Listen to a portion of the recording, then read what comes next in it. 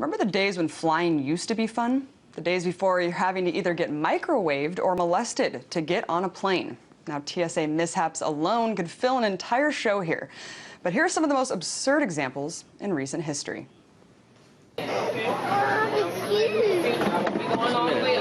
This woman was just doing her job, but she actually touched my vagina. The other hand on your inner thigh, slowly go up and slide down. We can do that out here, but if you touch my junk, I'm going to have you arrested.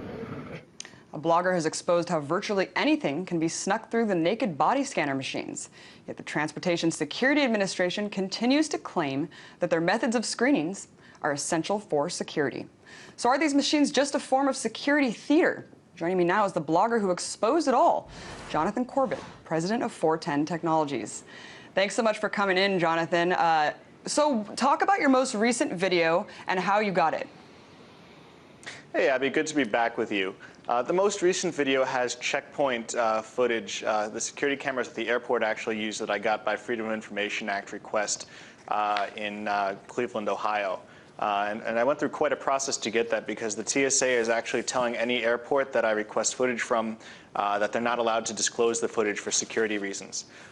This despite the fact that the TSA frequently releases videos of security checkpoints. For example, when they recently detained U.S. Senator Rand Paul, they released that. When they arrested the woman for telling them that they couldn't grope her daughter, they released that. But anytime I requested, it's security sensitive. But eventually Cleveland backed down. I got the video that can pretty clearly show me take a metal object that's in a side pocket straight through the nude body scanners and be allowed on my way. And what's the worst case scenario that could happen? Just kind of elaborate on a hypothetical scenario of what this actually means. Sure. So the exploit that I found in the body scanners essentially allows any metallic object through. So that could be, for example, a firearm, or it could be anything that you put in a tin can and put on your side. So we're talking explosives, we're talking any kind of weapon can get through these body scanners. And the same can't be said for metal detectors. There's no way to, using the laws of physics, to redirect magnetic waves in a way that's not going to be detected by a metal detector. You can't wrap your metallic object in something. You can't put it on a special place in your body. These body scanners, on the other hand, have blind spots. And Jonathan, you just recently went to the Supreme Court and presented this evidence. Talk about what happened. Correct. So I've sued the TSA back when the scanners came out as primary screening in November 2010. So far, the TSA has successfully argued that I don't have the right to a trial. If you can imagine that, a citizen coming and saying the actions of his government are unconstitutional and the government saying you don't get a trial. So I've taken that issue to the U.S. Supreme Court, where we're waiting on a decision to see if they'll accept the case. And you mentioned in your most recent video, Jonathan, that the TSA has actually been threatening media organizations and other entities to not let this information get out. Elaborate more on that. Correct. Correct. About a day after I released the March video, I started getting emails from reporters telling me that they had been strongly cautioned by the TSA not to cover the story that I was putting forward. The TSA apparently does not want it to get out that these body scanners are actually completely ineffective, because we've been told since they came out that these are absolutely necessary for our safety. If we don't have them, people will bring bombs to the airport. And what comes out is that it's actually easier to get a bomb through a body scanner than it is through a metal detector.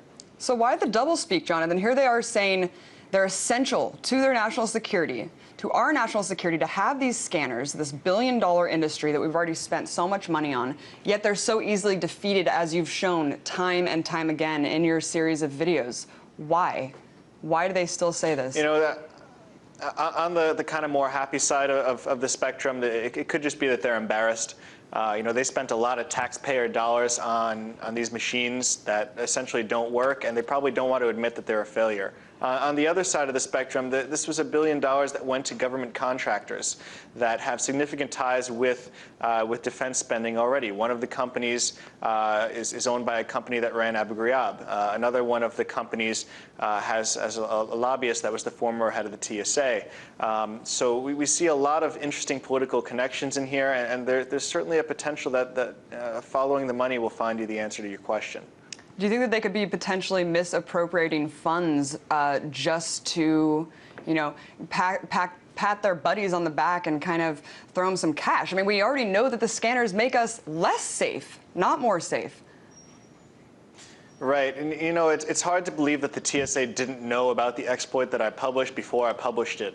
You know, I didn't have any access to these machines to do any kind of testing or quality assurance, and they did. These machines have been in testing and development and research for the last about decade. And the TSA has had plenty of chance to explore these options. And I quite honestly think that they were well aware of exactly the exploit that I brought forward. But instead, they wanted to rush forward the shiny new technology, either to advance their security theater or to reward the contractors that have connections with them. And Jonathan, let's hear a little soundbite of the woman who turned the tables on the TSA. Well, payback pat-down, apparently. A former TSA agent who was flying from Fort Myers, Florida 2 months ago received a pat-down that she found intrusive. So she apparently demonstrated, as you see here, to her former supervisor how she was touched. Now the former agent is facing misdemeanor battery charges for the hands-on display.